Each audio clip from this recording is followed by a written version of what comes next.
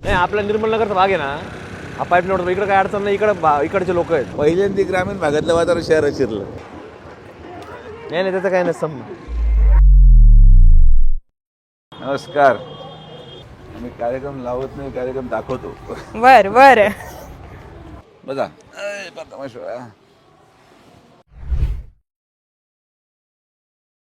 संग्राम जगताप घरामध्ये हिंदुत्ववादी की सेक्युलर? सगळीकडे हिंदुत्ववादी. सरळ सरळ बातम्या होत्या ना, संग्राम जगतापांचे अंगरक्षक धमकावतात म्हणून. हो होते ना, ते रेकॉर्डवरती ते. प्रत्येकाला ठोकला जाणार. जो अवैध धंदा करणार, कोणाचा कार्यकर्ता, याच्याशी आम्हाला घेणं नाही. टिपू सुलतानचे बरेच लोक फिरत आहेत नगरमध्ये. आमदार साहेब ते म्हणतायत की आता आम्हाला बाह्या वर करायची वेळ आली आहे. आमच्या वरच आहे. तुमच्या शेजारी जे बसले त्यांना विचारा ना, शिर्डीमध्ये त्यांनी स्वीकृत नगरसेवक दिलाय. आमदार असो किंवा मी असो, आम्ही काय कोणाच्या जाऊन दुकानं बंद केले का? सिस्पे घोटाळ्याची चौकशी लावली तर महानगरपालिकेत झालेल्या भ्रष्टाचाराची पण चौकशी लावा. स्ट्रोक तुमच्याकडे. लावून टाकायची की ज्याला ज्याला वाटण ती लावायची. रक्कम आलीच तेवढी आणि तेवढ्याचा घोटाळा झाल्याचा आरोप झाला. हे वरडावं लागतं, मोठं दुसऱ्या दाखवावं लागतं. याचाच अर्थ या अहिल्यानगर जिल्ह्याला आता हे सिद्ध झालं की या सिस्पे मागचा मोरख्या कोण. खोतकरांना कसं मॅनेज केलं? कोणी मॅनेज केलं? सुजय विखे आणि संग्राम जगतापचा अहंकार अहिल्यानगरच्या विकासापेक्षा मोठा नाही. असं म्हणता येईल. राजकीय भाषेत दोन मेन मासे होते जे तुम्ही गळाला शेवटच्या टप्प्यात लावले. नगर शहरात एकाच टप्प्यात तुम्ही सरसगट शहरात कामं चालू केलेत. विधानसभेच्या आधीपासून कामं चालू येते. ही मला दुसरा संग्राम बनायला भाग पाडू नका. एका विशिष्ट धर्माच्या लोकांनी हा निर्णय घेतलाच असेल की आता आम्ही ठरवलेला आहे, विकास आम्हाला घेणं नाही, माणूस चांगला आहे आम्हाला घेणं नाही, आम्ही तुम्हाला मतदान टाकणार नाही. ज्यांना आमची गरज नसेल तर आम्हाला देखील त्यांची गरज नाही, या भूमिकेशी आम्ही ठाम आहोत. महाविकास आघाडीच्या भाषणांमध्ये आपला नाकारतेपणा लपवण्यासाठी मी बायावर करल, मी हे करल, मी पायवर करल. अरे काही वर कर बाबा तू. मला काही लोक म्हटले की समोर काही ठराविक लोक होते, म्हणजे ते लोक भाषण नव्हतं ऐकायला, ते सिस्पेचे गुंतवणूकदार होते. ते विचारायला ते आमचे पैसे कधी मिळणार म्हणून ती गर्दी दिसली. का सिस्पेला उपोषणाला बसू शकले नाही? बसा ना. तुझ्या विखेंच्या मते राजकीय भवितव्य कुणाला?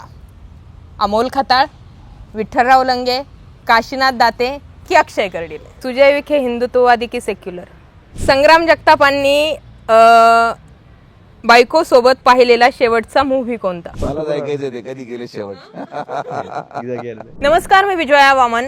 राज्याच्या राजकारणात काय चाललंय ते सोडून द्या. नगरच्या राजकारणात काय चाललंय ते महत्त्वाचं आहे. इथं महत्त्वाच्या गोष्टी बऱ्याच काय त्या घडतात. 2-3 दिवसांपासून विरोधक ऍक्टिव्ह झाले आणि मला वाटायला लागलं आता कुठेतरी महापालिका निवडणुकांची रंगत भरायला सुरुवात झाली. पण ही सध्याची महानगरपालिका ज्यांनी गारगार ठेवली होती ती जोडी म्हणजे संग्राम जगताप आणि सुजय विखे.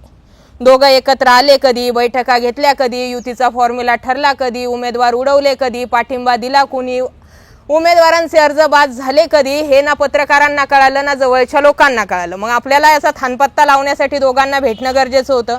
दोघं सोबत वेळ देतील याची सुतराम शक्यता नसतानाही योगायोग जुळून आले आणि दोघंही आपल्या समोर आहेत. कालच मी विचारलं होतं माझ्या पेजवरती की जर संग्राम जगताप आणि सुजय विखे माझ्या समोर असतील तर नगरकरांनो तुम्हाला त्यांना काय प्रश्न करायचे ते मला पाठवा. तेही प्रश्न आपण शेवटच्या टप्प्यात घेणार आहोत. त्याआधी या दोन्ही जोडी सोबत जे आहे जयवीरूची जोडी सध्या त्यांना म्हटलं जाते, त्यांच्याशी बोलूयात. नमस्कार.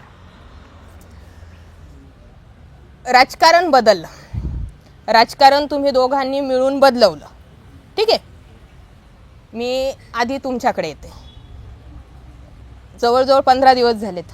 निवडणुकीच्या प्रचाराची धामधूम सुरू झाली, युती ठरली, फॉर्म्युला ठरला, उमेदवार ठरले, सगळं ठरलं. संग्राम जगताप पडद्यामागून कुणाकुणाचा कार्यक्रम लावतात? नाही कार्यक्रम लावायचा विषय नाही. ही निवडणूक म्हणजे अहिल्यानगर शहराच्या भविष्याची आहे, विकासाची आहे. आणि त्या सभागृहामध्ये कुठंतरी चांगल्या विचाराचे लोक हे आपल्याकडनं या युतीमधनं गेले पाहिजेत. हाच एक फॉर्म्युल्यावरती निर्णय घेण्याचा प्रयत्न आम्ही दोघांच्या माध्यमातून झाला आणि त्याच्यावरतीच काम आत्तापर्यंत केलेलं आहे. म्हणून कोणाचा कार्यक्रम लावणं हा निवडणुकीचा भागच नाही. निवडणूक फक्त आणि फक्त अहिल्यानगरच्या भविष्याची आहे आणि मग त्या अनुषंगाने आपल्याला चांगले पद्धतीने लोक कसे पाठवता येतील हाच प्रयत्न आम्ही त्यातून केलेला आहे. चांगले लोक पाठवण्यासाठी लोकशाहीच्या मार्गाने निवडणूक व्हायला पाहिजे. तुम्ही जर विरोधकच मैदानात ठेवला नाही तर ह्या निवडणुकीला लोकशाहीच्या मार्गाची निवडणूक कशी म्हणायची? मैदानात नाही ठेवला. नाही पचायचं, तुम्ही म्हटले तरी नाही पचायचं लोकांना. आम्ही कुठं विरोधक नाही ठेवला, आता लोकशाही आहे, प्रत्येकाला विरोधक आहे. तिथं नगरमध्ये भरपूर लोक फिरतात विरोधात. हम्म. टिपू सुलतानचे बरेच लोक फिरतात नगरमध्ये. अच्छा, टिपू सुलतानचे फिरतायत का? काय वाटतं तुम्हाला? माझा प्रश्न सेम आहे. विरोधकला कोणी थांबवलेलं नाही. लोकतांत्रिक प्रक्रियेमध्ये प्रत्येकजण आपला फॉर्म ठेवू शकतो. आता जर फॉर्म ठेवायलाच लोक तयार नसतील आणि जागा बिनविरोध होत असतील तर त्याला आम्ही कसे काय दोषी असणार? तुम्ही बंगल्यांवरती बैठका लावितात रात्रीच्या, तुम्ही म्हणतात यांचा फोन आला त्यांचा फोन आला उमेदवार मागं.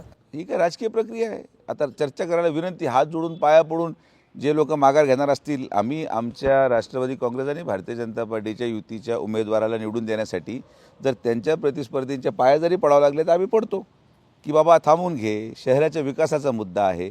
आता त्याचं मन मोठं झालं, त्यांनी आमच्या विनंतीला मान दिला, याच्यामध्ये आम्ही कसं दोषी असू? आणि हेच विकासाची वाटचाल पाहता कदाचित त्यांनी आमचं काम पाहून, आमदारांचं काम पाहून, माझं फ्लायओव्हर पाहून तो भावूक झाला असेल किंवा एवढं चांगलं काम आहे दोघं करतात तर मी कशाला याच्यामध्ये यांचा विरोध करू. आणि लोक थांबतात. राजकारणामध्ये हे काही नवं नाही, फक्त हे याचं वेगळं स्वरूप दिलं जातं ते दुर्दैव आहे. पण आता ठीक आहे, लोकतांत्रिक प्रक्रियेमध्ये सगळं ऐकावं लागतं म्हणून ऐकतो आम्ही. तुमचे विरोधी लोक म्हणतायत आता आम्हाला बाह्यावर करायची वेळ आली. आमदार साहेब ते म्हणतायत की आता आम्हाला बाह्यावर करायची वेळ आली. नाही, आम्ही तसं काय बाया वगैरे वर्क करत नाहीत कुठलाही. आमच्या वरच आहेत अगोदर. वरच आहेत. पण जनतेला आम्ही काय करत नाही. आमचा हात जोडून पाया पडून आमचे लोकांना विनंती करतो आम्ही. मत देण्याकरता आम्ही प्रयत्न करत असतो. याच्या आधी निवडणुकीमध्ये नगरसेवक बिनविरोध झाले नाही, यावेळेस 5-5 नगरसेवक बिनविरोध काढले. कसे काढले? झालेत ना, बऱ्याच वेळा झाले. कधी झालेत? मी स्वतः 2008च्या निवडणुकीला, वर्ष अखेरीस जी निवडणुका झाल्या तेव्हा मी स्वतः बिनविरोध झालेलो. 2008 आता बराच काळ. 13 मध्ये झाले लोक, 18 मध्ये बिनविरोध झाले. बरं झाले. पण आता एवढे जे झाले तेवढी संख्या नव्हती. एखाद दोन झाले.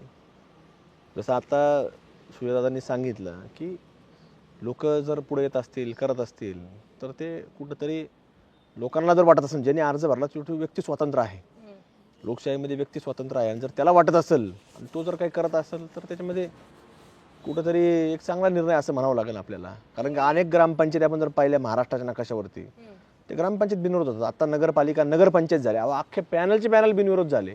आपल्याकडे 5च झाले. उलट अपेक्षित आहे की अहिल्यानगरच्या भविष्याच्या करता सगळ्यांनी चांगला निर्णय घेतला पाहिजे. तुम्ही दोघांनी भगवा पंचा घातला आणि दोघं हिंदुत्ववादी नेते झाले, तर तुमचे विरोधक त्यांचे नेते झाले बरं का.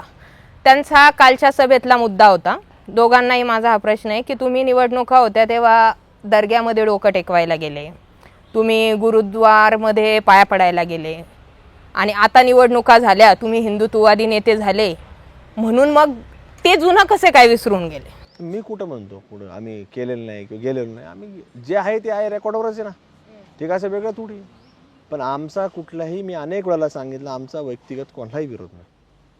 हे जे काही ठराविक लोक, मुठभर लोक जे असतात, हे जे समाजामध्ये काही चुकीच्या पद्धतीने विष कालवायचा प्रयत्न करतात, भारताच्या बाबतीमध्ये जे काही घटना घडून आणण्याचा प्रयत्न करतात. नुकती आता 2 महिन्यापूर्वीच दिल्लीमध्ये घटना घडली. त्याच्या अगोदर पहलगाममध्ये जे पर्यटन स्थळ आहे त्यातले पुण्यातले काही लोक होते, महाराष्ट्रातले काही जिल्ह्यांमधले वेगळे लोक होते. या घटना फार दुर्दैवी आहेत. त्यामुळे आमचा काय व्यक्ती आम्ही कुठले टार्गेट केलं नाही, एखादा विशिष्ट समाज आम्ही टार्गेट केलेला नाही. पण जे लोक आहेत, त्या प्रवृत्ती आहेत, ज्याला आपण जिहादी प्रवृत्ती म्हणतो, त्या लोकांच्या विरोधात आहे.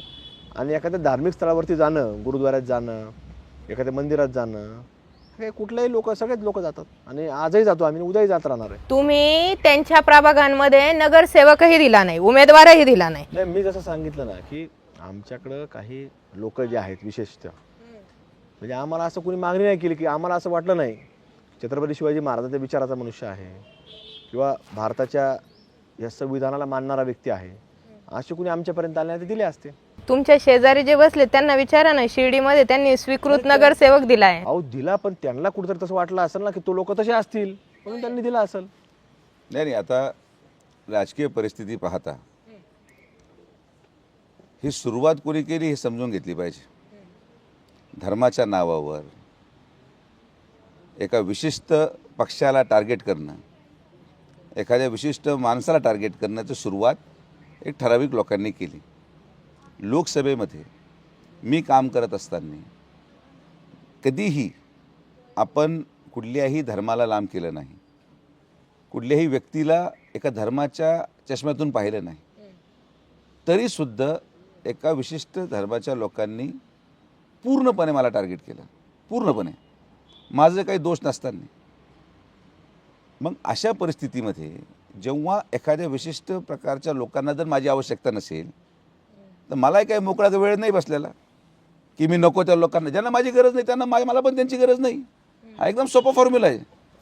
शिर्डी आणि राहत्याच्या परिस्थितीमध्ये तिथं लोकांना माझी गरज आहे ते मतदानातून जाणून देतात.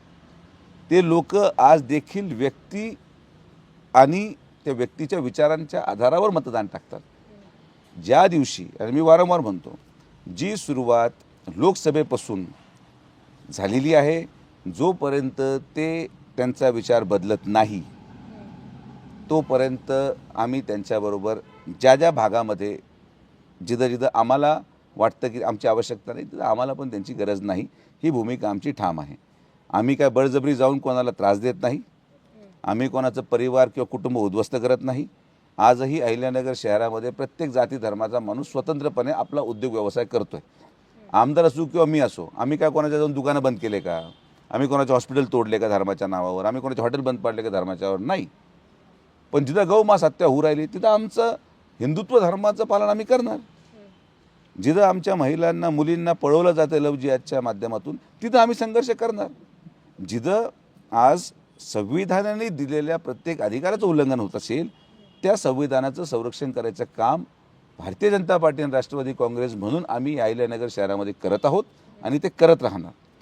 तुम्ही आज या क्षणाला जर विकासाच्या आधारावर अहिल्यानगर शहराच्या एका विशिष्ट धर्माच्या लोकांनी ठरवलं की नाही, लोकसभेमध्ये आमची चूक झाली, आम्ही आता विकासाच्या मुद्द्यावर मतदान टाकणार, आम्ही आता जो काही विकास आमदारांनी केला, खासदारांनी केला, माणसाचं पाहण्याचा दृष्टिकोन जोपर्यंत बदलत नाही तोपर्यंत आम्ही देखील आमचा दृष्टिकोन बदलू शकत नाही. हेच राजकारणाचं सोपं उत्तर आहे. बर, वक्फ दुरुस्ती विधेयकाला निलेश लंकेंनी विरोध करून त्यांनी असं दाखवलं की मला त्यांचा कळवळा आहे. लोकसभेला निवडून आल्यानंतर माझ्या विजयाचं श्रेय मी मुस्लिम समाजाला देतो असं स्टेटमेंट करून निलेश लंके तसंही त्या समाजाचे नेते झाले. शरद पवार आल्यानंतर अफजल शेख यांच्या घरी गेले तसंही त्यातूनही हे दिसलं की ते त्यांचे नेते झाले. म्हणजे आता हिंदुत्ववादी नेते विरुद्ध त्यांचे नेते म्हणून निलेश लंके समोर येत असले तर या सगळ्यांमध्ये हिंदुत्व आणि मुस्लिम या अँगलवरती कधीपर्यंत भांडायचं? विकास कुठे आहे? विकासाचे रस्त्यांची कामं चाललेत मान्य, पण मग असं नको ना व्हायला की हिंदुत्व लोकांच्याच भागांमध्ये विकास होतो आणि त्यांच्या भागांमध्ये तुम्ही निधीही द्यायचा नाही, त्यांच्या लोकांना तुम्ही गृहीतही धरायचं नाही. असं नको व्हायला. ही टाळी एका हाताने वाजत नाही. जेव्हा मी कामं करतो, आमदार कामं करत होते, आम्हीही काम करत होतो. मग जर तुम्ही आम्हाला आमचा विकासच दिसत नसेल तर मग आम्ही कशाला ते करायचं? आम्ही जेव्हा फ्लायओव्हर बांधला, बायपास केला, रस्ते कॉन्क्रिटीकरण झालं, अमृत योजना आणली, घनकचऱ्याचा प्रकल्प उभारला गेला, या सगळ्या सुविधा अहिल्यानगर शहराच्या नागरिकांच्या प्रत्येक भागामधल्या पोहोचण्याकरता होतं. पण जर तुम्ही याची दखलच घेत नसाल आणि तुम्हाला वारंवार एका ठराविक कुठल्या तरी आलेल्या विशिष्ट शेवटच्या दिवशी आलेल्या एखाद्या संवादावर, शेवटच्या दिवशी आलेल्या एखाद्या आदेशावर तुमचं मतदान आणि तुमची ताकद दाखवायची असेल तर हिंदू पण तितकाच ताकदवर आहे. ही पण दाखवण्याची क्षमता आमच्यामध्ये आहे आणि ती आम्ही विधानसभेमध्ये पण दाखवली आणि ती आम्ही अहिल्यानगरच्या महानगरपालिकेच्या निवडणुकीमध्ये पण दाखवणार. ते म्हणतात सिस्पे घोटाळ्याची चौकशी लावली तर महानगरपालिकेत झालेल्या भ्रष्टाचाराची पण चौकशी लावा. स्ट्रोक तुमच्याकडे. लावून टाकायची की ज्याला ज्याला वाटण ती लावायची, जे असेल ते समोर जनतेसमोर येईल. काय झालंय? का आरोप होत आहेत भ्रष्टाचाराचे महापालिकेचे? असतं शेवटी कुठला मुद्दा भेटला नाही, आपल्या अंगावर कुठला जर बॉल आला तर समोर पास कसा करायचा हा मोठा प्रश्न असतो. मग कुठेतरी आरडाओरडा करायचा, दुसराच काहीतरी डायव्हर्जन द्यायचं, असा तो प्रयत्न असतो. कुठला भ्रष्टाचार झाला असता तर आज जे काही लोकांनी ते आरोप करण्याचा प्रयत्न जो झाला होता काही महिन्यांपूर्वी, त्यांनी सांगितलं की 150 कोटी झाला, 200 कोटी झाला, म्हणजे याचा अर्थ रस्त्यावर कॉन्क्रीटच पडलं नाही असा त्याचा अर्थ होतो. रक्कम आलीच तेवढी आणि तेवढ्याचा घोटाळा झाल्याचा आरोप झाला. म्हणजे याचा अर्थ रस्ता एकही रस्ता झाला नाही, एकही रस्त्यावर कॉन्क्रीट पडलं नाही असा त्याचा अर्थ निघतो. त्यामुळं हा एक ज्याला आपण मूर्खपणा म्हणू शकतो. आता पूर्वीचा काळ मी अनेक वेळा सांगितलं, पूर्वी जो काळ तसा राहिलेला नाही. आता लोक फार हुशार झालेले आहेत. आपण जर सांगायचा प्रयत्न केला तर लोकांकडे सगळं आता सोशल मीडियावरती येतं. आता गव्हर्नमेंटचे अनेक पोर्टल ऑनलाईन आहेत. महापालिकेसुद्धा एखाद्या सगळ्या गोष्टी ऑनलाईन पाहायला मिळतात. PWDचे असेल त्या ऑनलाईन पाहायला मिळतात. त्यामुळे आता सगळी प्रक्रिया ही बऱ्यापैकी ऑनलाईन झालेली आहे. त्यामुळे कोणाचं काय चाललं आहे हे सगळ्या लोकांना आपल्याला कार्यालयीन कामकाजसुद्धा आपल्याला पाहायला मिळतं. तर न्यायालयात जरी गेलो तरी आपल्याला समजतं की आज आपलं मॅटर कुठल्या नंबरला आहे, किती वाजता निघणार आहे, आज निघणार आहे का नाही, पुढची डेट काय पडणार आहे. तर दिसलं की पुढची डेट पडली का ते ऑनलाईन दिसतं. आपण साध्या वकिला जरी विचारलं ते दिसतं. त्यामुळं तो काय भागण्या मुद्दा राहिलेला नाही. पण आपला कुठंतरी स्वतःचं झाकण्याकरता हे ओरडावं लागतं, मोठं दुसऱ्या दाखवावं लागतं. तो केबुल आणि प्रयत्न आहे. पण ह्याच्याने साध्य काय होणार नाही. सिस्पेच्या घोटाळ्याला मला वाटतं CM साहेबांनी त्या दिवशी सांगितलं की याची CBI इन्क्वायरी लावण्याचा प्रस्ताव आम्ही केंद्र सरकारला पाठवू. त्यामुळं ह्याच्यावरती मला वाटतं कुठंतरी ती चौकशी लागल. आणि आम्ही तर कोणाचं नाव घेतलं नाही. असं काय झालं की नुसती CBIची एकदा घोषणा झाली आणि दुसऱ्या दिवशी पत्रकार परिषद झाली. आम्ही पूर्ण आमचं ते सभेचं चित्रीकरण पहा. ना पालकमंत्री महोदय, ना आमदार, ना मी, ना मुख्यमंत्री महोदय. आम्ही काय म्हटलो, सिस्पेची CBI चौकशी करणार, विषय संपला, फुल स्टॉप. दुसऱ्या दिवशी अचानक एक व्यक्ती येऊन, लोकप्रतिनिधी येऊन, पत्रकार परिषद घेऊन सिस्पे कसा अन्यायकारक आहे आणि आमचा आणि सिस्पेचा काही संबंध नाही, आम्ही तर म्हटलोच नाही. याचाच अर्थ या अहिल्यानगर जिल्ह्याला आता हे सिद्ध झालं की या सिस्पे मागचा मोरख्या कोण हे आम्ही नाही केलं. हे झालेल्या घटनाक्रमानुसार जेव्हा तुमचं नावच घेतलं नाही तर तुम्ही स्पष्टीकरण देता कशाला? तुमच्यावर कोणी आरोप तर केला नव्हता. तुम्हाला स्पष्टीकरण द्यावं लागलं. याचाच अर्थ तुम्ही त्याचे सूत्रधार आहात आणि याचा खुलासा CBIच्या तपासामध्ये होणार. हा मुद्दा एक. महानगरपालिकेची चौकशी, आम्ही जसं सिस्पेची CBIची मागणी केली तसं यांनी अमेरिकेत CIAची मागणी करावी महानगरपालिकेची चौकशीसाठी. ट्रम्प तसा आता येण्यासारखं वागू राहिला, इकडं जा तिकडं जा. अहिल्यानगर महानगरपालिकेची पण चौकशी लावून टाकायची. CIA बोलू, आम्ही तर CBI म्हणतोय. आमचं सरकार आहे देशात, राज्यात.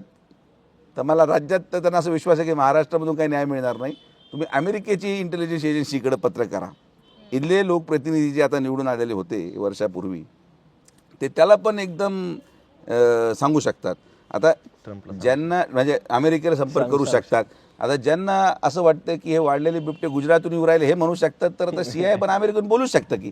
त्यामुळे त्याला काही बंधन नाही आहे. त्यांना पूर्ण स्वातंत्र्याने ते करू शकतील. तुम्ही पहा उद्या परवा भाषणामध्ये म्हणतील की मी अमेरिकेला जाऊन राष्ट्रपतीला भेटून CIAची विनंती करणार महानगरपालिकेत चौकशी. थांबा 2 दिवस, तुम्हाला ऐकायला मिळेल भाषणात त्यांचं. बरं, पुन्हा महानगरपालिकेच्या ट्रॅकवर येऊ. निवडणूक सोपी होती बरं काही, तोपर्यंत सोपी वाटली जोपर्यंत सगळे लढायचे म्हणत होते, जोपर्यंत आम्ही पोस्टरवरती एकनाथ शिंदेचे फोटो वगैरे बघत होतो.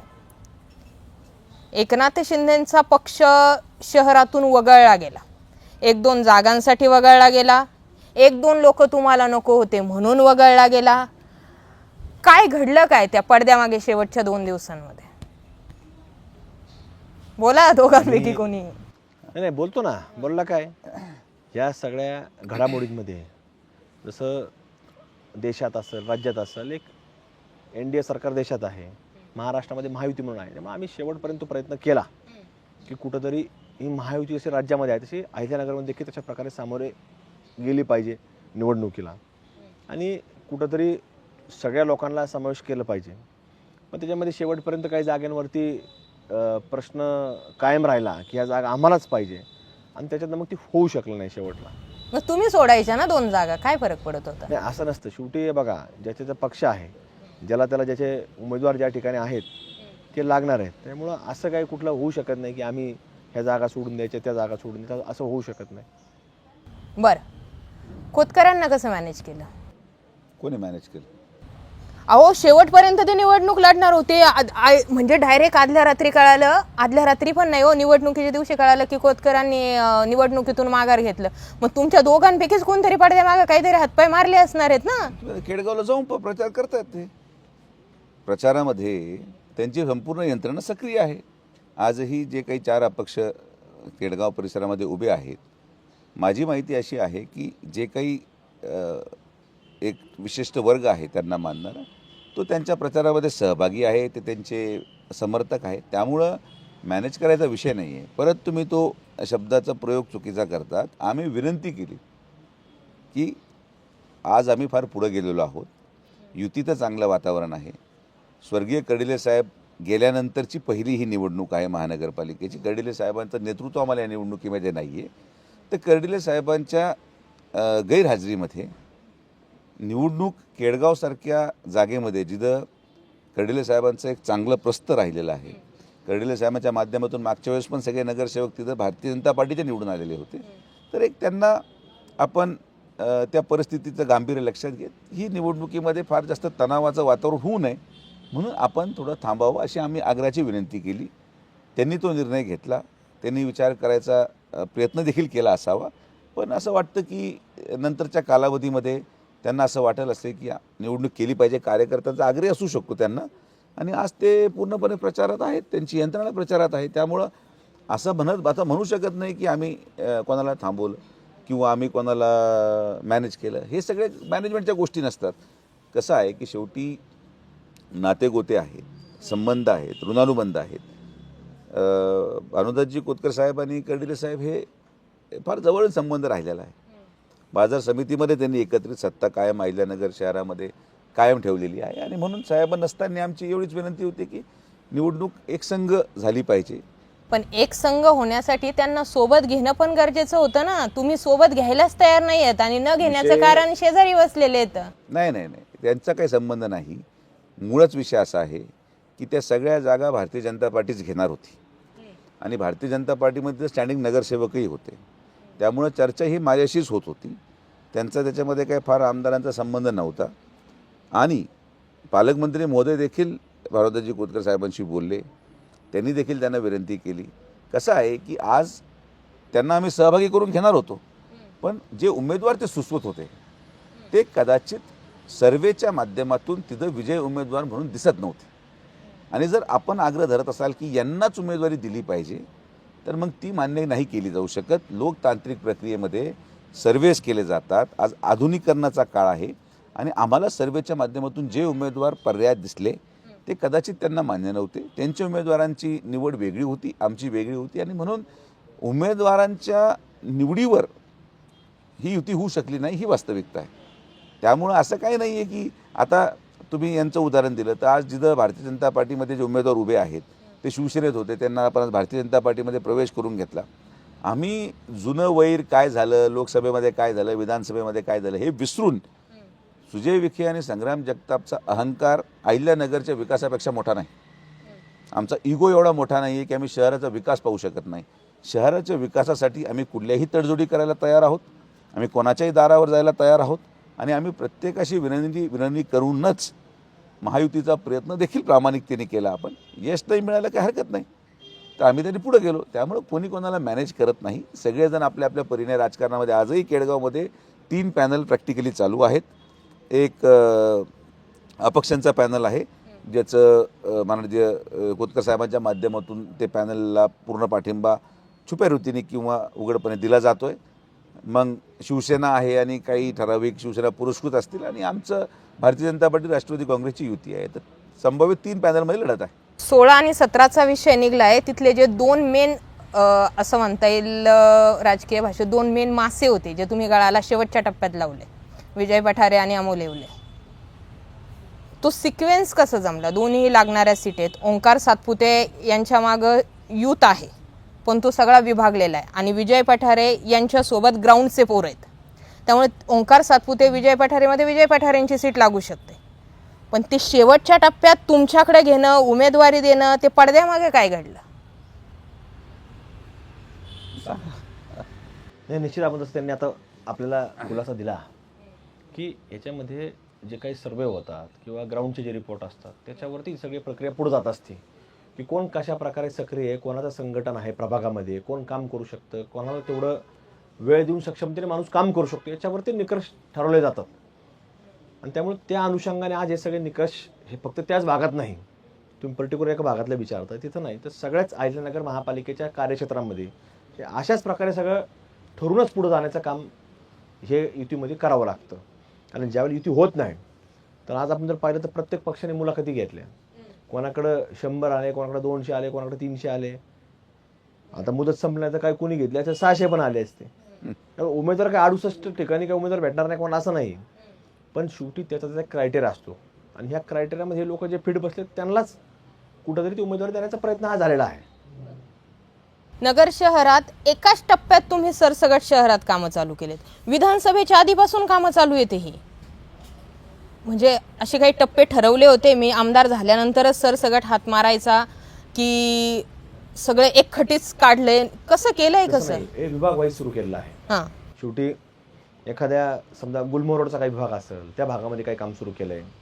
काही समजा आता पत्रकार चौक ते DSP चौक जो रस्ता होता तो आता पूर्ण झालेला आहे. पण त्याचं कसं असतं शेवटी ट्रॅफिक चालूमध्ये काम करणं हे प्रचंड जिक्रीचं असतं. आणि शहरामध्ये काय होतं ग्रामीण भागात सोपं असतं, त्याला खाली युटिलिटी नसतात. पण शहरामध्ये आपण जर पाहिलं तर जुन्या ड्रेनेज लाईन, जुन्या पाण्याच्या लाईन, म्हणजे अगदी 50-50, 60-60 वर्षापूर्वीच्या ड्रेनेज लाईन ते इस्टिमेटमध्ये नसतं. मग एकदा ते खोदाई सुरू केली आणि आपल्याला काळी माती सगळी खाली, ते काळी मातीचा बेस काढावा लागतो काही प्रमाणामध्ये. आणि ते खोदायला गेलं की जुनं निघतंय, जुन्या लाईन तुटतात, मग ते नवीन परत बसवणे, नवीन टाकणे, ही प्रक्रिया करणे, त्याच्यामध्ये ट्रॅफिक डायव्हर्जन करणे, मग तिथं त्या दिवसा गाड्या येत नाहीत, रात्रीच्या आणावं लागतात, मग सगळा वेळ जातो. ग्रामीण भागात काय होतं एखाद्या गावात रोडचं हायवेचं काम करायचं म्हटलं तर रात्रीतून पूर्ण होऊन जातं. तसं शहरामध्ये शक्य होत नाही, कारण ट्रॅफिक एवढी असते, प्रचंड ट्रॅफिक असते दिवसभर. म्हणून त्या पद्धतीनं डे नाईटमध्ये वेगवेगळ्या स्तरावरती काम करावं लागतं. मग सकाळच्या टप्प्यात होत नाही, मग दुपारच्या मीडियम टप्प्यात घ्यायचं, थोडं ट्रॅफिक कमी असते, आणि मग पुन्हा रात्रीच्या 9-10 नंतर ते काम करावं लागतं. असं आम्ही काम आज नाही तर कोठी रोड पूर्वी केला, बालिकाशी रोड केला, अशाच पद्धतीने केलेला आहे. आणि थोडा त्याला वेळ जातो. आणि तुम्ही जे सांगताय तसं नाही, विभाग वाईज केलेला आहे. काही शहराच्या मध्यवर्ती भागातला समजा पत्रकार चौकपासून जो रोड आहे तो नेप्ती नाक्यापर्यंत जातो, तोही पूर्ण होऊन मला वाटतं आता त्याला एक 5-6 महिने झाले. म्हणजे असं काही नाही, वेगवेगळ्या भागात ते चालू आहेत. शहरातलं कचऱ्याचं व्यवस्थापन जमलं नाही असं मी म्हणते. किती सगळीकडे कचरा कचरा कचरा. आता ठीक आहे घंटागाड्या सुरू झाल्या, पण मग लोकांना मुद्दा भेटतो ना, निवडणूक आली घंटागाडी आली, वर्षभराने परत बंद पडली, मग कोणाला विचारायला जायचं? निवडणूक आल्या म्हणून नाही तर मागच्या काही जवळपास कोविडच्या अगोदरपासून अत्यंत नियमित कचरा गाड्या चालू होत्या. आता मध्ये झाल्या ना बंद.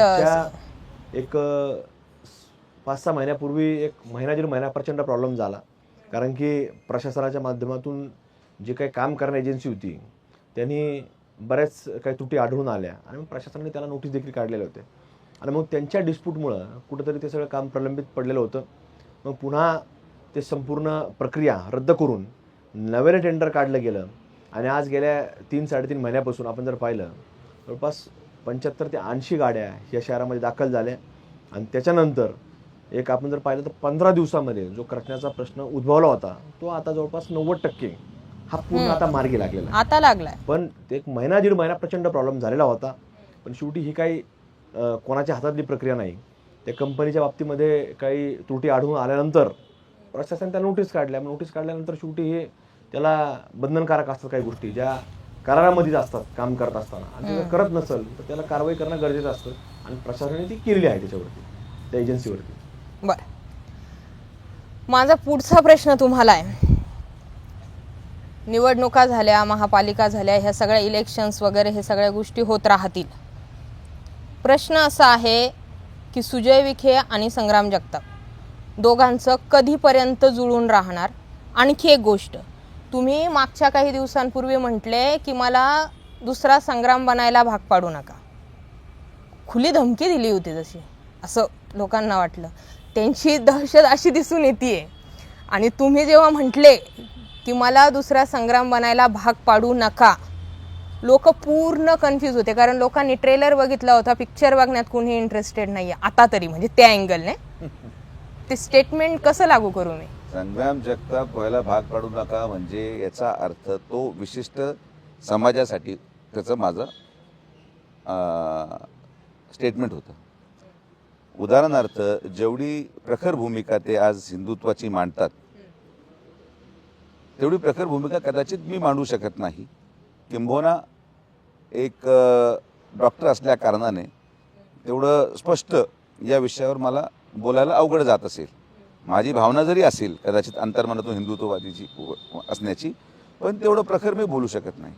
पण माझं म्हणण्याचं तात्पर्य एवढंच होतं की जर तुम्ही वारंवार निर्णय घेतलाच असेल, एका विशिष्ट धर्माच्या लोकांनी हा निर्णय घेतलाच असेल की आता आम्ही ठरवलेला आहे, विकास आम्हाला घेणं नाही, माणूस चांगला आहे आम्हाला घेणं नाही, आम्ही तुम्हाला मतदान टाकणार नाही, म्हणून जर आम्ही वारंवार नाकारला जात असो तर जो धक्का त्यांना बसला त्यांच्या अगोदर मी तो धक्का सहन केलेला आहे. त्यांनाही तेच वाटतं की एवढं करून जर मला नाकारलं जात असेल तर मी तरी कशाला काळजी करू. त्यांनी त्यांची भावना वेगळ्या पद्धतीने व्यक्त केली. मी त्या स्टेजवर येऊपर्यंत मला असं वाटत होतं की आपण संधी देऊन पाहू. त्याचा परिणाम असा झाला की शिर्डी आणि राहात्याच्या निवडणुकींमध्ये त्या ठिकाणी असलेल्या दोन्हीही नगर परिषदेमध्ये समाज पूर्णपणे भारतीय जनता पार्टीकडे वळाला. कारण की लोकांना हे पटलं की नाही, विकासाबरोबर आपल्याला राहायचं आहे. ज्या लोकांना नाही कळत त्या लोकांना नाही कळत, आणि माझी भूमिका ती स्पष्ट होती. मी वारंवार प्रयत्न करणारा माणूस नाही. मी जसं तुम्हाला म्हटलो, त्यांना आमची गरज नसेल तर आम्हाला देखील त्यांची गरज नाही, या भूमिकेशी आम्ही ठाम आहोत. पहिलं तुम्ही जी चूक केली ती सुधरा. तुम्ही विकासाला मतदान अगोदर टाका. पहिला पाऊल तुम्ही तेव्हा उचलला होता, आजही पहिला पाऊल तुम्हालाच उचलावं लागेल. जोपर्यंत तुम्ही तो पाऊल पुढे घेणार नाही तोपर्यंत आम्ही आमचे पावलं मागं सरकवणार नाहीत. आमच्या भूमिकेबाबतीत, आमच्या मनामध्ये असलेल्या भावनेबाबतीत, आणि फक्त सगळी शांतता, एकाग्रता, सगळं भाषणं हे फक्त आम्हाला लागू नाही आहेत. आम्ही देखील आमचा कौटुंबिक त्याग करून शहराच्या प्रत्येक नागरिकासाठी पळालो. आम्ही देखील आमचं प्रत्येक आयुष्याचं एक एक क्षण लोकांना काम करत असताना, जर तुम्ही 3 वर्षापूर्वी गेले, 4 वर्षापूर्वी, 3 वर्षापूर्वीच जा, हे असतील मी असेल, आम्ही कधीही आलेल्या आमच्या दारावरच्या माणसाला एका वेगळ्या नजरेतून कधी पाहिलं नाही. हा नागरिक आहे, याला आमची गरज आहे. आम्ही निवडून गेलेले लोकप्रतिनिधी आहोत. या संविधानावर विश्वास ठेवून आम्ही काम करत होतो. पण जर मतदारांनाच त्याच्यावर विश्वास नसेल, एका विशिष्ट धर्माच्या लोकांना त्या संविधानावर विश्वास नसेल, तर आम्ही तरी कशाला चाटायचं कोणाला.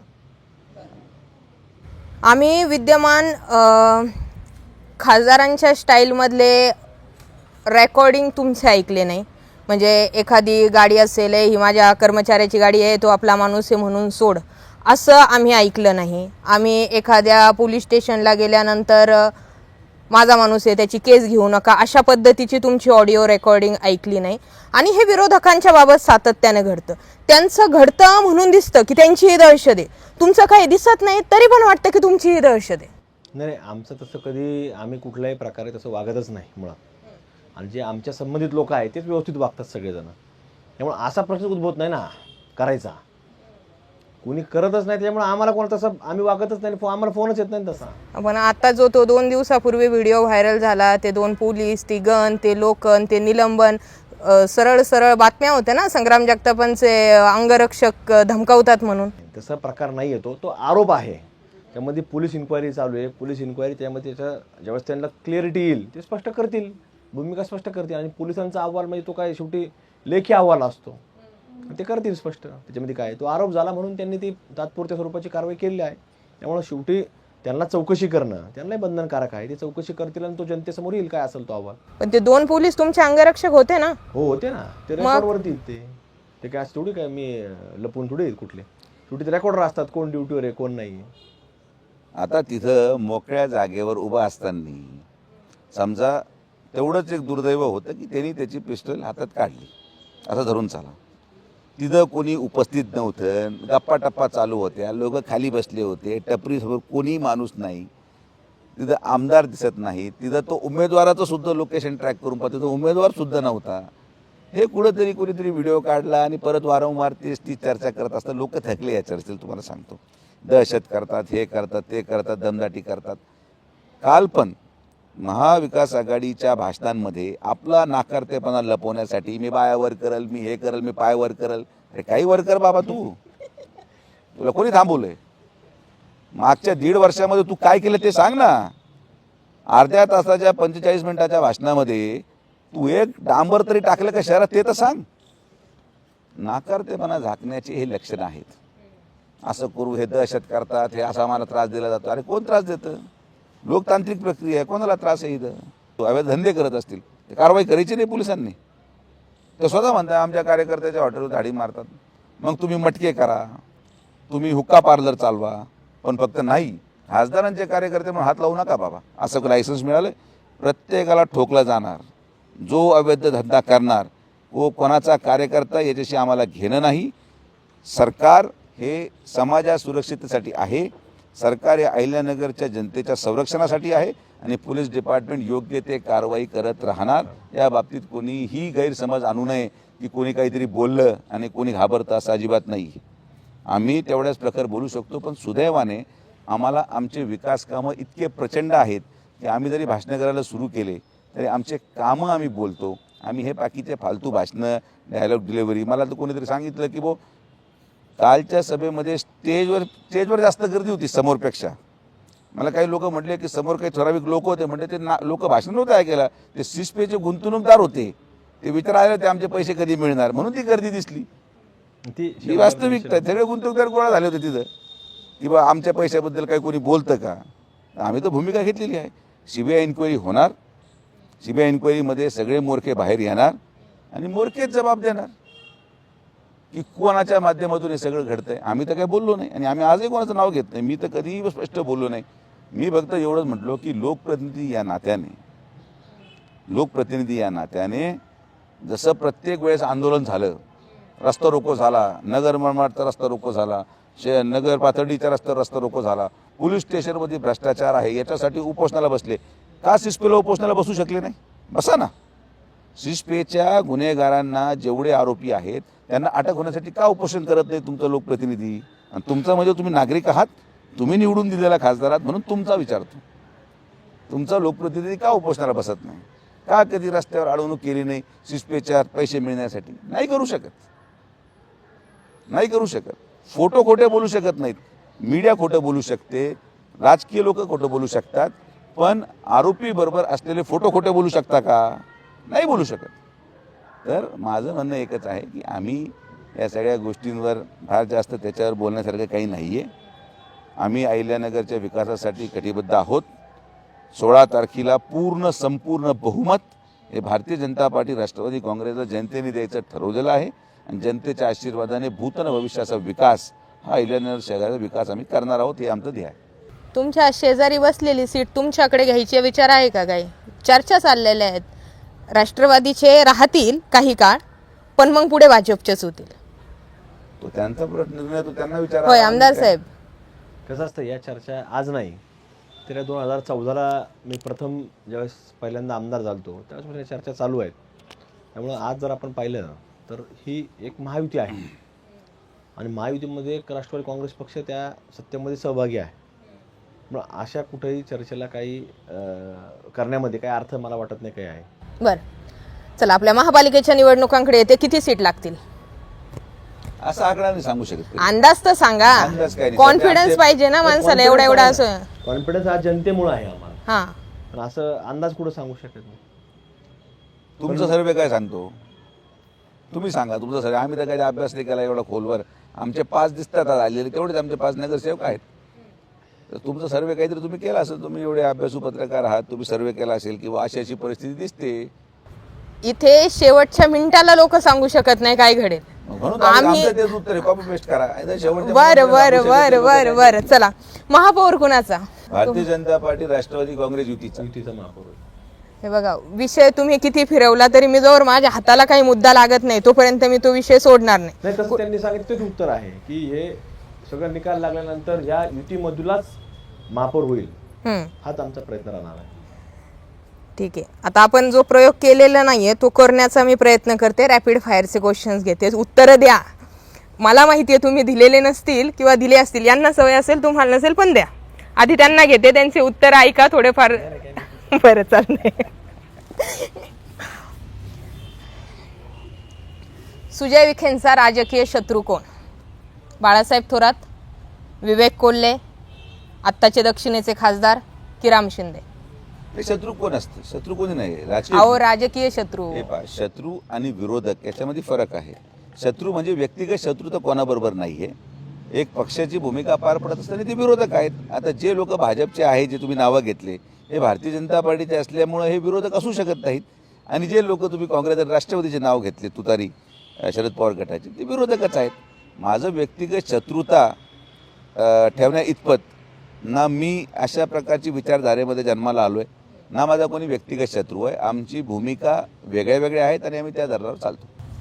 उत्तर मला एका वाक्यात नाही, एका शब्दात देण्याचा प्रयत्न प्रश्न चुकीचा आहे करा. असं नाही नाही, मला- प्रश्न बरोबर येतो, ते तुम्हालाही माहिती आहे प्रश्न बरोबर आहे, पण आता काय, शेवटी तुम्ही पॉलिटिकल लोक ऐकणार थोडी येतं. सुजय विखेंच्या मते राजकीय भवितव्य कुणाला? अमोल खताळ, विठ्ठलराव लंगे, काशीनाथ दाते की Akshay Kardile? All of the above. डीचं ऑप्शनच नाही दिलं तुम्ही. All of the above. सगळ्यांना राजकीय भवितव्य, सगळे 3 आमदार झालेत. अक्षय आता मला वाटतं की विधानसभेमध्ये पक्षाने संधी दिली तर निश्चित उभंही राहील आणि जनतेच्या आशीर्वादाने कर्डिले साहेबांनी केलेल्या कामावर निवडून येईल. तर त्यामुळं चौघांनाही चांगलं भवितव्य आहे आणि मला कुठं अडचण वाटत नाही. लोकसभा पराभवानंतर सुजय विखे काय शिकले? सोशल मीडियाचा वापर केला गेला पाहिजे, पत्रकाराशी चांगला संवाद ठेवला गेला पाहिजे, केलेल्या कामाची जाहिरात केली गेली पाहिजे, शांत आणि सुप्त विकासाचा काही उपयोग नाही आणि काम करत असताना आपण शांतता ठेवून फार स्ट्रॅटेजिकली जाणं आणि फार लोकांवर अंधविश्वास न ठेवणे ही भूमिका माझी राहील. टेन्शन आलं किंवा निवडणुकीत मनासारखा निकाल आला किंवा खूप खुश झाले तर सगळ्यात आधी तुम्ही काय करतात?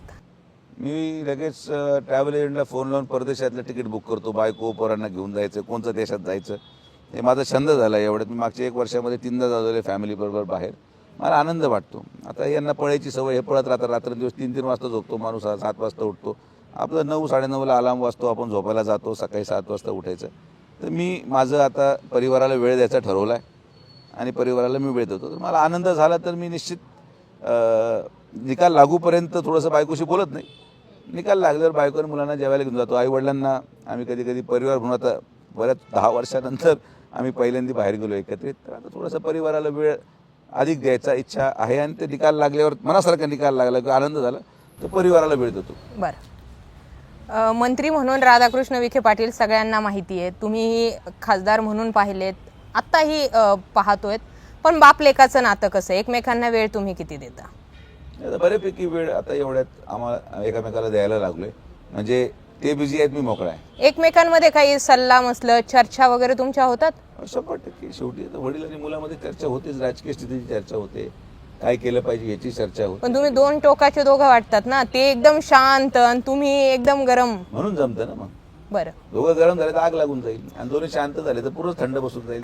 थोडं कॉम्पिटिशन घरात असे वेगळे वेगळे अपोजिट पोल्स अट्रॅक्ट असं त्याचं मराठीत इंग्लिशमध्ये म्हणायच.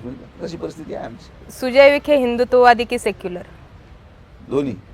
नाही ना, Secular एका हिंदुत्ववादी वाक्यात मी. उत्तर Secular- पाहिजे. अरे असं एका वाक्यात. सेक्युलर हिंदुत्ववादी. हे पहा, मी दक्षिणेत हिंदुत्ववादी आहे कारण की इथल्या लोकांनी मला ते अजून ती भावना निर्माण नाही केली. मी शिर्डी राहत्यामध्ये सेक्युलर यासाठी की तिथल्या एका प्रत्येक जाती धर्माच्या माणसांनी मला स्वीकारलं. तर जिथले लोक मला स्वीकारतात तिथं मी सेक्युलर, जिथले लोक मला नाकारतात तिथं मी हिंदुत्ववादी. एकदम सोपं फंड आहे माझा. काय फार जास्त याच्यामध्ये अटीतटीची लढाई मी करत नाही.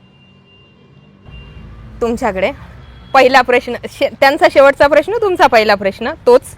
संग्राम जगताप घरामध्ये हिंदुत्ववादी की सेक्युलर? सगळीकडे हिंदुत्ववादी. हा? सगळीकडे हिंदुत्ववादी. बरं, घरामध्ये दहशत कुणाची, मुलांची की बायकोची? एक अत्यंत सलोख्याचं वातावरण आहे, असं दहशत वगैरे कोणाची काही नाही. अहो, घरात दहशत असते ना. नाही, आमच्याकडे नाही. नसते का? बरं, मला आठवतं, मी सांगतो, दहशत नाही पण काका जेव्हा होते, स्वर्गीय काका होते, असे शिस्तीत सगळे असे मी यांना सगळ्यांना पाहिलंय. हे बाहेर जसे दिसतात, हे काका जर घरी असल्यावर सगळे चिडीचूप एका कोपऱ्याला इकडं तिकडं, म्हणजे शिस्त पाहिजे असं ते काका असतं. की घरात त्या बाबतीत मी अनेक वेळेस घराचे संबंध आमचे म्हणून सांगतो की शिस्तबद्ध कार्यक्रम आहे घरात. अजित पवार मुख्यमंत्री असते तर पालिका स्वतंत्र लढले असते की युतीत? नाही नाही, ही जी राज्यामध्ये युती आहे आमचं तेच प्राधान्य असलं असतं युतीमध्ये. आणि युती नसते तर? राज्यात युती नसते तर? नाही, युती नसती तर मग कसं लढता आला? 2019चा प्रयोग पुन्हा केला असता? नाही नाही नाही, युती नसती तर कसं केलं? जर तर कुठं राजकारण बरं बरं बरं, तुम्ही लय डिपेंड करतात त्यांना. नाही नाही नाही, जर तर विषय नाही. संग्राम एकदा मुख्यमंत्री असले तुम्ही असा प्रश्न विचारल्यावर आम्ही कसं उत्तर देतो? बरोबर आहे ना. संग्राम जगतापांनी बायको सोबत पाहिलेला शेवटचा मूव्ही कोणता? आठवत नाही, बऱ्याच वेळा पाहिलेले. पाहिलेत ना पण? हो हो. तरी एखादा मला असं मला ऐकायचं ते कधी गेले शेवट. आ? एकदा गेलं. गेलेले आहेत का? बऱ्याच वेळा. बरं, बिनविरोध झाले त्या उमेदवारांचे विरोधक स्वतःहून मागे हटले की मागे हटवले? नाही नाही, स्वतःहूनच त्यांच्यामध्ये झालेलं ना, कारण मी त्या दिवशी इथं नव्हतो. आणि मी परदेशात होतो. हा, त्यामुळे आम्ही दोघं इथं नव्हतो. केडगावचे कोतकर युतीत न घेणे ही संग्राम जगतापांची मर्जी होती, विखेंची होती की कार्यकर्त्यांची होती? नाही, त्याच्यावर आपण अगोदर डिस्कशन केलेलं. हा कोणाचाही विषय नव्हता. हा जसं त्यांनी सांगितलं की टेक्निकली उमेदवारांच्या बाबतीमध्ये सर्व मधला तो विषय होता. अहिल्यानगरचा महापौर भाजपचा की राष्ट्रवादीचा? युतीचा. राष्ट्रवादी काँग्रेस व भाजपच्या युतीचा. उत्तरच फिरले सगळे. असो, बराच वेळ मी तुमचा दोघांचाही घेतला. नगरकरांना जर शेवटचं आवाहन तुम्हाला करायचं असेल, तुम्ही तुमच्या परीने करा, तुम्ही तुमच्या परीने करा. लोकांना विकास करायचा असेल तर लोकांना सत्ताधारी लोकांची आवश्यकता असते. मी कितीही प्रश्न केले, मी कितीही उलटसुलट बोलले, तरी हे फॅक्ट मान्य करून चालावं लागेल की नगर शहरामध्ये सध्या भाजप आणि राष्ट्रवादीच चालते. सत्ता ही तुमची येईल या शक्यता आहेत. तर लोकांना एक व्हिजनची अपेक्षा आहे. लोकांना ठीक आहे, हिंदुत्व ही भूमिका ठेवा, पण सोबत विकासही अपेक्षित आहे. लोकांना विरोधकही जिवंत ठेवायचा आहे. लोकशाहीची ही प्रक्रिया आहे. या सगळ्या गोष्टींमध्ये विचार करून तुम्ही नगरकरांना शेवटचं काय आवाहन करणार या निवडणुकीसाठीचं ते मला सांगा. हे आमचं अहिल्यानगरच्या सगळ्या नागरिकांना नम्र विनंती आहे. आम्ही केलेला विकास तुम्ही पाहिलेला आहे. मी खासदार असताना आणि भैया आमदार आजही आहेत. आम्ही दोघं ही युती यासाठी केली की अहिल्यानगर पुढच्या 5 वर्षा फार पुढं न्यायचं आहे. कुंभमेळा असेल, अहिल्यानगरमध्ये त्याचा परिणाम निश्चित होईल. इतर आज सरकार आहे, राज्यात आहे, केंद्रात आहे, परत अशी परिस्थिती कधी होईल मला माहीत नाही. तर या संधीचं सोनं चांगल्या पद्धतीने व्हावं, अहिल्यानगरच्या जनतेला याचा लाभ मिळावा, यासाठी ही युती आहे. आणि म्हणून आमचा प्रयत्न आहे, विकास जर पाहिजे असेल तर पूर्ण बहुमत हा एकमेव मार्ग आहे. पूर्ण बहुमत द्या. मी आपल्याला दोघांच्या वतीने हा विश्वास व्यक्त करतो, मुख्यमंत्री महोदय, उपमुख्यमंत्री महोदय आणि पालकमंत्री महोदयांच्या वतीने. पूर्ण बहुमत जर आमचं आलं तर 5 वर्षामध्ये अहिल्यानगर पूर्ण साफ करून जनतेसाठी आम्ही एक स्वच्छ, सुंदर, सुरक्षित अहिल्यानगरची संकल्पना जी लोकांनी स्वप्नामध्ये पाहिली आहे ती आम्ही साकार करून दाखवू, हा विश्वास मी त्यांना व्यक्त करतो. तर कृपया करून 15 तारखेला आपण मतदानाला गेल्यावर जिथं जिथं कमळ आहेत आणि जिथं जिथं घड्याळ आहेत, नाव न पाहता फक्त चिन्हाकडे पहा. हे चिन्ह तुमच्या मुलांच्या भविष्यासाठी आहे. हे चिन्ह आपल्या शहराच्या विकासासाठी आहे. आणि हे दोन्हीही चिन्ह आपल्याला पुणे आणि नाशिकच्या दर्जेदार शहरासारखं शहर अहिल्यानगर हे करण्यामध्ये पूर्ण ताकदीने आपली मदत करेल, हा विश्वास मी व्यक्त करतो. त्यामुळे कृपया करून आम्हाला आपण सेवा करायची पुनश्च एकदा संधी द्या. 15 तारखेला जी आपली अहिल्यानगर महानगरपालिकेची सार्वत्रिक निवडणूक पार पडणार आहे, त्याच्यामध्ये आता जसं आव्हान करण्यात आलं, तर तशाच प्रकारे मी देखील आव्हान करतो की उद्याच्या भविष्यातलं शहर कसं असलं पाहिजे. जे आजच्या अलीकडच्या काळामध्ये आपण पाहतोय की रस्त्याची कामं जी सुरू झालेली आहेत, काही पूर्ण झाली आहेत, काही अजून सुरू करायची आहेत. मग असे वेगवेगळे प्रकल्प, फक्त हेच नाही तर अगदी सीना नदीच्या सुशोभीकरणापासून तर अगदी 24 तास पाण्यापर्यंत अशा वेगवेगळ्या संकल्पना आपल्याला काम करायचं आहे. आणि तो प्रयत्न सातत्य ठेवून हे शहर आपल्याला, जसं आता त्यांनी सांगितलं की पुणे आणि नाशिकच्या धर्तीवरती आपल्याला कुठेतरी अजून त्याच्यापेक्षा पुढे जायचं आहे. तर त्या अनुषंगाने काम करण्याकरता हे 2च चिन्ह, मग घड्याळ आणि कमळ, या चिन्हासोबत आपण बटन दाबावं. या सगळ्या उमेदवारांना आपण काम करण्याची संधी या पुढच्या 5 वर्षाकरता द्यावी, की ज्याच्यातनं आम्ही हे सगळं पूर्ण बहुमत आल्यानंतर कुठल्याही सत्यकर्ता कोणाच्याही म्हणजे कुबड्यांची आवश्यकता जर नसली तर एक चांगल्या फुल फ्लेजनी संपूर्ण आराखडा तयार करून हा शासनाच्या मदतीने इथपर्यंत आपल्याला आणण्याकरता एक सोपास्कर मार्ग निर्माण करण्याकरता ही प्रक्रिया आहे. त्यामुळे आपण सर्वांनी त्या दिशेने विचार करावा अशी एक विनंती आपल्याला करतो. आणि आम्हाला विश्वास आहे की नागरिकांच्या मनामध्ये आज देखील तेच दडलेलं आहे. फक्त ते 15 तारखेची मतदानाची वाट पाहत आहेत. त्यामुळे आपण सर्वांनी कमळ आणि घड्याळ चिन्हासमोर बटन दाबावं. सर्व उमेदवारांना 5 वर्षाकरता आम्हाला सर्वांना काम करण्याची संधी द्यावी. धन्यवाद. माजी खासदार डॉक्टर सुजय विखे पाटील आणि नगर शहराचे विद्यमान आमदार संग्राम जगताप यांच्यासोबत आज आपण बातचीत केली. व्हिजन त्यांच्याकडे आहे. संग्राम जगतापांची क्रेश शहरात आहे हे मान्य करून चालावं लागेल. त्यांच्या भूमिकेबाबत जरी 2 मतप्रवाह असले तरी लोकांना विकासापाशी येऊन थांबावं लागतं आणि विकास शहरामध्ये होतोय. झाला आहे असं तेही म्हणत नाही, झाला आहे असं आपणही म्हणत नाही, पण जो व्यक्ती मान्य करून चालतो की अजून प्रोसेसमध्ये आहे त्या अँगलने जर विचार केला तर शहराला काहीतरी व्हिजन हे दोघं जण देऊ शकतात. आणि जर हे दोघं जण देऊ शकत नसेल तर लोकांकडे तिसरा पर्यायही नाहीये. त्यामुळे या सगळ्या गोष्टींचा विचार करून मतदाते म्हणून तुम्ही आहे, तुम्हाला ठरवायचं आहे काय करायचं काय नाही. तुमचे याही व्यतिरिक्त काही प्रश्न असतील मला कमेंट करा. अधूनमधून आपण यांना भेटलो तर तेवढा प्रश्न कव्हर करण्याचा मी पुरेपूर प्रयत्न करेल. तुम्ही दोघांनीही वेळात वेळ काढून मला वेळ दिला त्याबद्दल धन्यवाद. थँक्यू.